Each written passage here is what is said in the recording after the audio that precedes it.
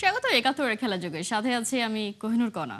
শেষ ম্যাচ, শেষ সুযোগ। সিরিজের লক্ষ্যে মূল দায়িত্বটা নিতে হবে টপ অর্ডার ব্যাটারদের। পাকিস্তানের বিপক্ষে শেষ ম্যাচে ট্যাগর একাদশে আসতে পারে এক পরিবর্তন। পাকিস্তান ধরে রাখবে তাদের উইনিং কম্বিনেশন। মিরপুরে ৩ ম্যাচ সিরিজের শেষ ম্যাচ রবিবার দুপুর 2:15টায়। বিস্তারিত রিপোর্টে। প্রথম ম্যাচে পাকিস্তান, দ্বিতীয় ম্যাচে বাংলাদেশ। স্কোর ১১৪। কি অদ্ভুত সমাবর্তন! শুধুই তো স্কোরে মিল তা তো নয়, দুদলের দুই ম্যাচের পারফরম্যান্সও যেন আইডেন্টিক্যাল। প্রথম ম্যাচে টাইগারদের সামনে দাঁড়াতেই পারেনি পাকিস্তান, পরেরটায় লেজে গোবরে বাংলাদেশ। প্রথম ওয়ানডেতে যে দলটা ব্যাটে বলে পাকিস্তানকে আপাতমস্তক বিধ্বস্ত করলো, সেই দলটাই পরের ম্যাচে উল্টো রথে চড়ে বসলো। নির্বিষ বোলিং, এরপর দৃষ্টিকটু ব্যাটিং। সালমান আঘার সেই রান আউটের ঘটনাও পারেনি মিরাজ বাহিনীর বিধ্বস্ত হওয়া ভুলিয়ে দিতে। ৩ ম্যাচের সিরিজ এখন ১-১ সমতায়। শেষ ম্যাচ, শেষ সুযোগ। পাকিস্তান ভুল থেকে শিক্ষা নিয়ে ঘুরে দাঁড়িয়েছে, বাংলাদেশ নতুন ভুলে পা দিয়েছে। ঘরের মাটিতে সিরিজ জিততে গেলে কি করতে হবে বাতলে দিয়েছেন বোলিং কোচ তালহা জুবায়ের। পাকিস্তান প্রথম ম্যাচ থেকে যেই শিক্ষাটা নিয়ে ওরা ব্যাটিং করেছে, কিংবা ওরা যেই ভুলটা থেকে ওরা ওগুলো ভুল শুধরে সেকেন্ড ম্যাচে কামব্যাক করেছে।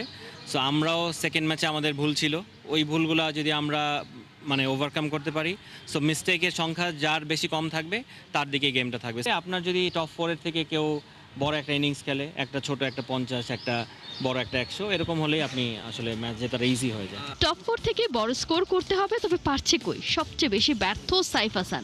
2 ম্যাচে টেকনিক আর স্কিলে বেট হয়েছেন টাইগার ওপেনার। টপ অর্ডার ব্যর্থ হলে চাপ বাড়ে মিডলার, সেখানেই লিটন আর তাওহিদেই ভরসা। এদিকে পড়ে পাওয়া সুযোগ হেলায় হারাচ্ছেন আফিফ হোসাইন। শেষ ম্যাচে নিজের সেরাটা দেয়া ছাড়া আর কোনো উপায় নেই। বোলিংয়ে যথারীতি ফিজেই স্বস্তি।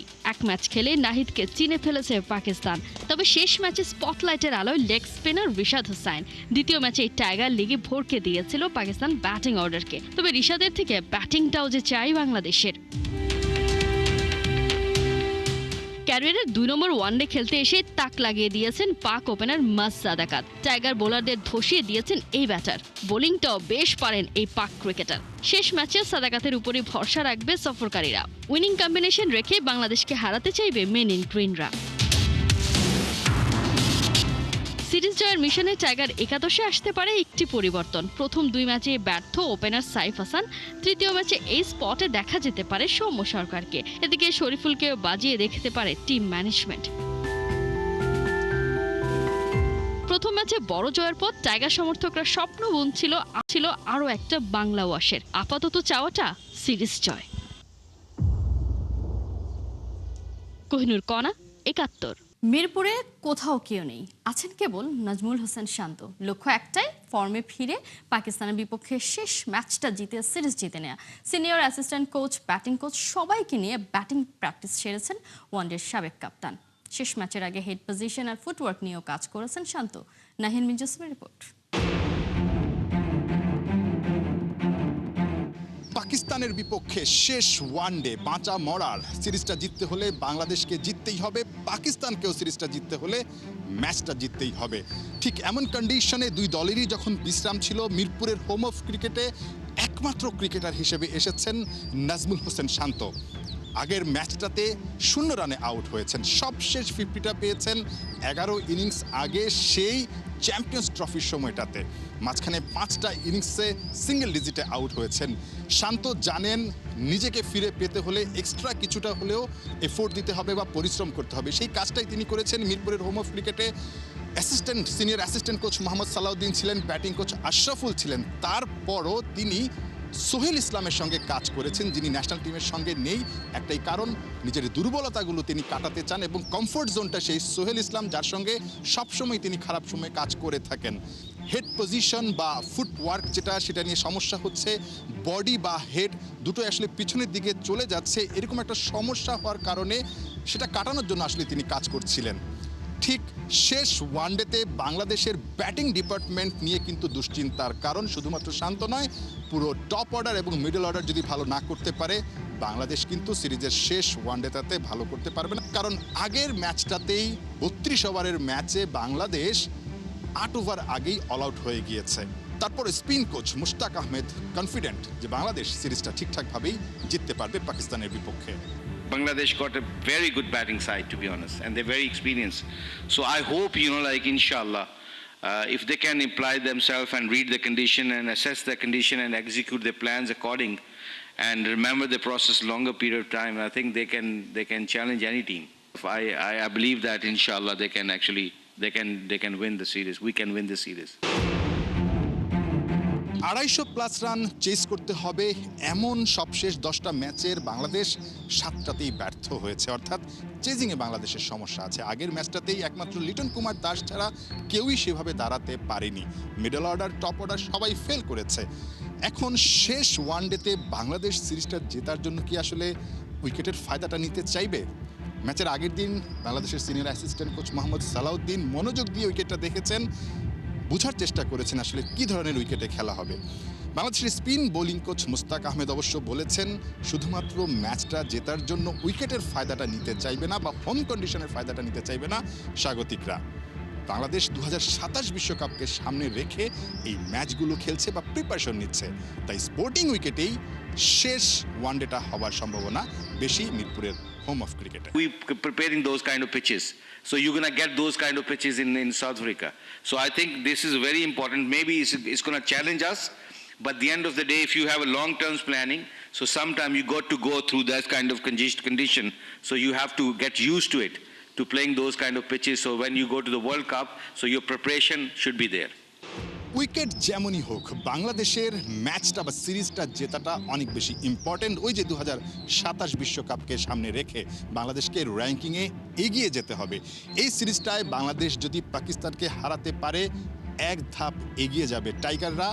2027 বিশ্বকাপের পথে বাংলাদেশের যে সমীকরণটা সেটা কিছুটা হলেও সহজ হয়ে যাবে, কারণ হোমে যেই ম্যাচগুলো আছে সেই ম্যাচগুলো কিন্তু অনেক অনেক বেশি ইম্পর্টেন্ট টাইগারদের জন্য।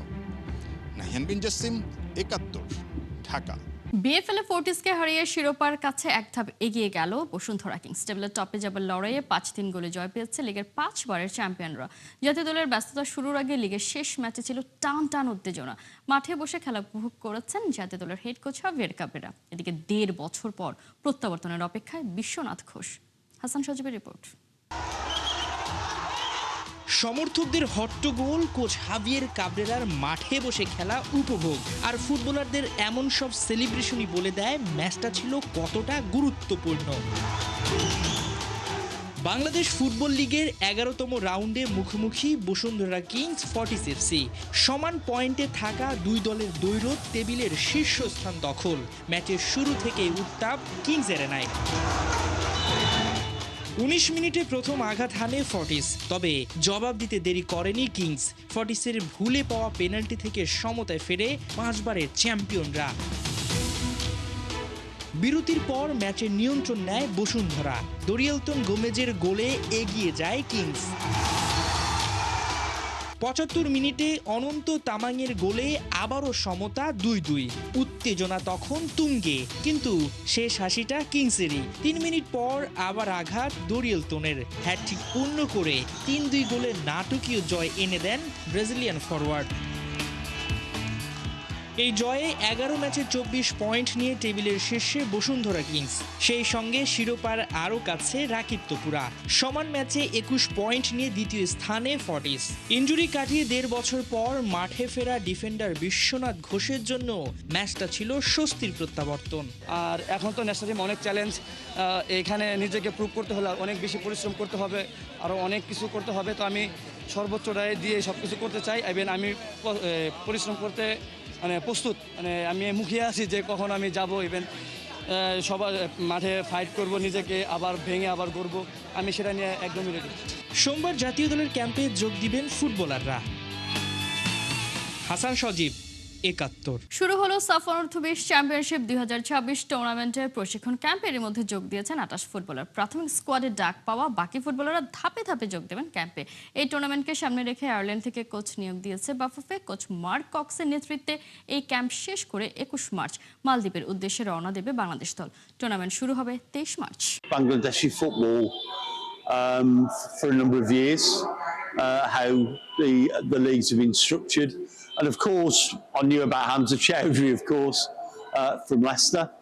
So I was very honoured when they actually called me up and invited me to get involved. And I know we have some very exciting players in the under-20s, and previous coaches and previous managers and the current team that I'm working with have done a great job.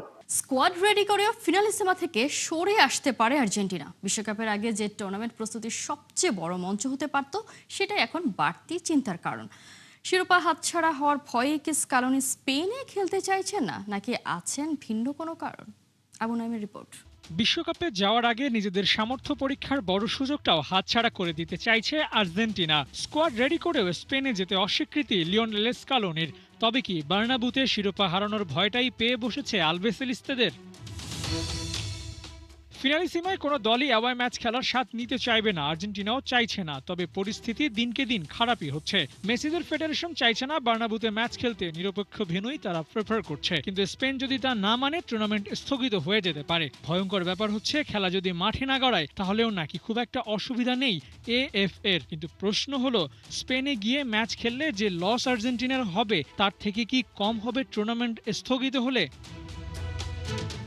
ইউরোপের সেরা দল Spain, ওদের বিপক্ষে match খেলা যে কোনো দলের জন্য সেরা অভিজ্ঞতা। বিশ্বকাপের প্রস্তুতির জন্য বলা যায় সেরা অপশন। যখন প্রসঙ্গটা প্রস্তুতির, তখন হোম ম্যাচের থেকেও কম গুরুত্বপূর্ণ নয় অ্যাওয়ে ম্যাচ। আর্জেন্টিনার স্কোয়াডে একাধিক তরুণ খেলোয়াড় থাকায় অ্যাওয়ে ম্যাচে ওদের পারফরমেন্সটাও চেখে দেখার সুযোগ হবে। যদিও গুঞ্জন ভাষ্যে 2 লেগে হতে পারে এই ম্যাচ, তাহলে আর্জেন্টিনার স্পেন দুই দলই নিজেদের মাঠে খেলার সুবিধাটা পাবে, আর তাতে টুর্নামেন্ট স্থগিত হওয়ার হাত থেকেও রেহাই মিলবে। বিশ্বকাপের আগে ফিনালিসিমা স্থগিত হওয়াটা দুই দলের জন্য অন্তত ভালো কোনো ফল বয়ে আনবে না। গণমাধ্যমের খবর অনুযায়ী আর্জেন্টিনা কোচ স্কোয়াড রেডি করে প্লেয়ারদের জানিয়েও দিয়েছিলেন ফিনালিসিমা খেলার ব্যাপারে। প্লেয়ারদের ক্লাবগুলোর সাথেও আর্জেন্টিনা ফুটবল অ্যাসোসিয়েশন যোগাযোগও নাকি শুরু করে দিয়েছিলেন। কিন্তু ইউরোপীয় ফুটবল কর্তৃপক্ষের হঠাৎ করে আসা সিদ্ধান্তে নাখোশ হয়ে যায় আর্জেন্টিনা। ম্যাচের গুরুত্বের দিক হিসেব করলে শেষ পর্যন্ত ফিনালিসিমা মাঠে গড়ানোর সব বন্দোবস্ত করতে পারে আয়োজকরা। লিওনেল মেসি, লামিন ইয়ামালের মুখোমুখি হওয়াটা শুধু ফুটবলের জন্যই গুরুত্বপূর্ণ তা কিন্তু নয়, ব্যবসা সফল একটা ম্যাচও এটি। তাই আয়োজকরা চেষ্টা করবে যে কোনোভাবেই এই ম্যাচ মাঠে গড়ানোর। আবু নাইম, ৭১। 18 বছর বয়স কি দুঃসহ, স্পর্ধায় নেয় মাথা তোলবার ঝুঁকি। সেই 18-র মূর্ত প্রতীক লামিন ইয়ামাল। এবার নতুন মাইলস্টোনের সামনে দাঁড়িয়ে এই ইয়াংস্টার। 30 বছরের জং ধরে থাকার রেকর্ড ভাঙার দ্বার প্রান্তে 18 বছর বয়সী এই স্প্যানিশ ফরওয়ার্ড। 17 বছর বয়সে রিয়াল মাদ্রিদে যোগ দিয়ে ক্লাবের সর্বকনিষ্ঠ অভিষিক্ত খেলোয়াড় হয়েছিলেন কিংবদন্তি রাউল গঞ্জালেজ। 1995-96 মৌসুমে 19 বছর পূর্ণ হওয়ার আগেই এক মৌসুমে 19 গোল করেছিলেন তিনি। এরপর 30 বছর কেটে গেলেও এই রেকর্ড ভাঙতে পারেনি কেউ। চলতি মৌসুমে 23 ম্যাচে 14টি গোল করেছেন ইয়ামাল। বার্সেলোনার শিরোপা লড়াইয়ে বাকি মাত্র 11 ম্যাচ। এই 11 ম্যাচে 6 গোল করলে লা লিগার সর্বকনিষ্ঠ ফুটবলার হিসেবে 19 বছর পূর্ণ হওয়ার আগে 20 গোল করার রেকর্ড গড়বেন লামিন ইয়ামাল। পাকিস্তান দলের সাথে প্রতারণা করেছেন বাবর আজম। বিশ্বকাপ জুড়ে ইনজুরি নিয়েই নাকি এই ব্যাটার খেলেছেন, এমন অভিযোগ করেছেন পাকিস্তানের সাবেক পেসার আকিব জাবেদ। বাংলাদেশের বিপক্ষে ওয়ানডে সিরিজে বাবর আজম না থাকায় বিসিবির নির্বাচন প্রক্রিয়া নিয়ে প্রশ্ন তুলেছেন সাবেক ক্রিকেটাররা। ওয়ানডেতে বাবরের পরিসংখ্যান ভালো হওয়া সত্ত্বেও তাকে বাংলাদেশ সিরিজে না রাখায় প্রশ্ন তৈরি হয়েছিল ইনজুরির কোনো বিষয় আছে কিনা, আর সেটাই সামনে এনেছেন আকিব। শ্রীলঙ্কা সিরিজের পরেই নাকি ইনজুর্ড বাবর। প্রশ্ন তুলেছেন সালমান মির্জা ও ফখর জামানের ফিটনেস নিয়েও। এই দুই তারকাও নাকি ফিটনেস ইস্যু ফাঁকি দিয়েছেন বিশ্বকাপে। জাতীয় ক্রীড়া পুরস্কার 2025-এর জন্য 27 জনের তালিকা তৈরি করেছে যুব ক্রীড়া মন্ত্রণালয়। 74 জনের তালিকা থেকে যাচাই বাছাই করে 27 জনের নামিয়ে আনা হয়েছে। এর মধ্যে 14 জন ক্রীড়াবিদ ও 13 জন ক্রীড়া সংগঠককে নির্বাচন করা হয়েছে। 2025 সালের জাতীয় পুরস্কারের জন্য আবেদন পড়েছিল 99টি। সেখান থেকে প্রাথমিক বাছাইয়ের মাধ্যমে 14 জনকে বাদ দেওয়া হয়। এরপর আরও 10 জনকে বাদ দিয়ে 75 জনে নামিয়ে আনা হয়। পরবর্তীতে আরেকটি সভায় চূড়ান্ত তালিকা হবে জুনে। সেখান থেকে বাছাইকৃতদের পুরস্কার তুলে দেবেন প্রধানমন্ত্রী তারেক রহমান। সাবেক ক্রিকেটার আব্দুর রাজ্জাক ও ফুটবলে মুশাররফ হোসেন বাদল আছেন এই তালিকায়। এই ছিল এখনকার খেলা যুগে। সরাসরি সংবাদ অনুষ্ঠান দেখতে চোখ রাখুন 71 ফেসবুক পেজে আর সাবস্ক্রাইব করুন 71 ইউটিউব চ্যানেল। 71 সাথেই থাকুন।